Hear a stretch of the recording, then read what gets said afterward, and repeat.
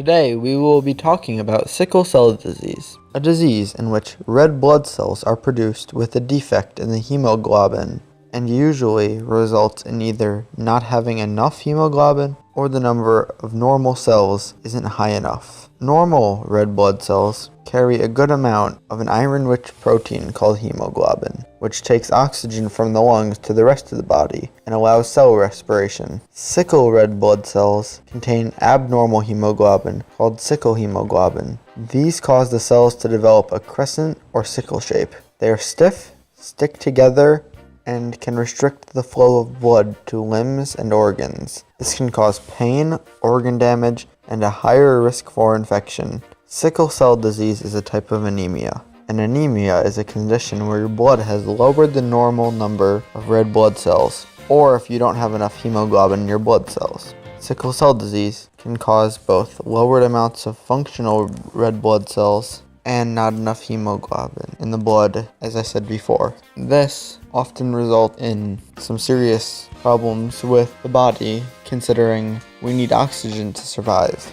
Red blood cells are made in the larger bones, specifically in the bone marrow, which are always working to replace the older red blood cells. Red blood cells can live about 120 days in the bloodstream, and when they die, they are replaced. With sickle cell disease, many of these cells produced in bone marrow will be sickle cells which don't carry oxygen like other cells and clot up, restricting blood flow even more. And if those are replacing your normal cells, you are slowly losing the ability to get oxygen to your cells. Sickle cell disease blocks the flow of blood through vessels. It can result in lung tissue damage, pain episodes, stroke, or priapism, a painful prolonged erection. There is no major cure, but in some cases a bone marrow stem cell transplant has been very helpful and even seemingly cured a few people.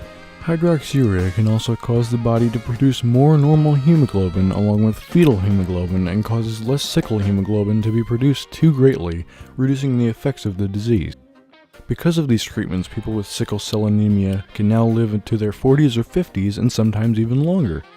Sickle cell anemia is genetic and mainly affects people of African descent and affects around 100,000 Americans.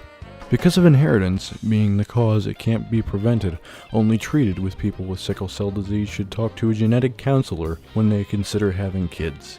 People living with sickle cell disease should adopt a very healthy lifestyle, as it is very important to stay healthy to help control this disease.